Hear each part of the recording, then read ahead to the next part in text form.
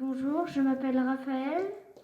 Mon livre, il s'appelle Je m'appelle Liv et je vais raconter mon histoire. Je suis de l'école du Grand Large. Je représente la classe de Madame Géraud et je suis en CM1. L'histoire, ça parle d'un livre qui raconte son histoire depuis l'invention de l'écriture jusqu'à ce qu'il devienne jusqu'à aujourd'hui. Mon frère, e-book. Mes pages ne sont-elles plus qu'un bruissement du passé? Vais-je finir empoussiéré sur mon étagère?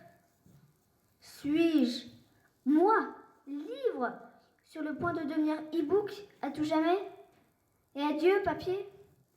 Mais reprenons les choses posément. Croyez-vous à l'évolution? Lorsque vous entendez e-book, vous entendez livre électronique, n'est-ce pas?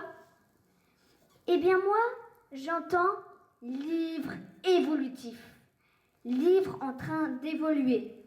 Je me dis que peut-être, si Darwin était là, il dresserait mon arbre généalogique en inventant des noms amusants. Livrus papyrus, livrus brochus.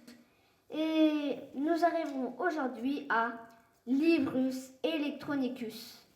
Mais même sans Darwin, je constate que ma peau de papier est en mutation, en train de se changer en écran. Ce n'est qu'un nouvel effet de la sélection naturelle, non? Aujourd'hui, on peut me télécharger sur quelque chose qui s'appelle un iPad ou un Kindle. On peut me googler, me bloguer, que sais-je encore? Vais-je survivre à toute cette digitalisation? Bah, je vous l'ai dit, je suis de la trempe des survivants. J'ai traversé des brasiers. Ce n'est tout de même pas un peu de cyberespace qui va me faire peur.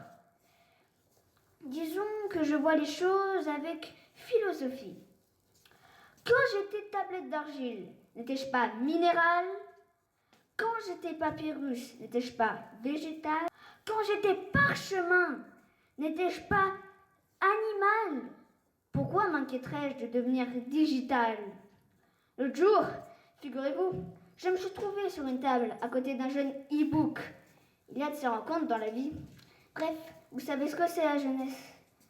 Il s'est mis à plastronner, à faire défiler du texte sur son écran clinquant, à m'éblouir avec ce qu'il appelait de l'hypertexte. Alors, je lui ai dit, gare avec ton hyperactivité, tu te décharges à toute allure. Ce n'est peut-être pas ce que tu as de mieux à faire, si? Ça ne lui a plu qu'à moitié.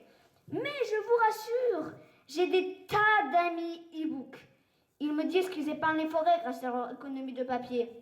Et sur ce point, je ne discute pas. L'un d'eux m'a fait observer aussi que des lecteurs souffrant de certains handicaps trouvent un menu électronique plus aisé à manier que mes pages. C'est fort possible. Là non plus, je ne discute pas. Pour autant, je ne vais pas laisser mes amis e-book marquer tous les points. J'ai donc glissé une modeste remarque, histoire de bien souligner que je sais m'adapter. J'ai rappelé que lorsque Louis Braille a inventé sa fameuse écriture en relief destinée aux aveugles, j'ai volontiers constellé mes pages de petits picots pour permettre à des millions de non-voyants de me lire. Alors, j'ai ajouté, ne me dis pas qu'il faut savoir accepter le changement.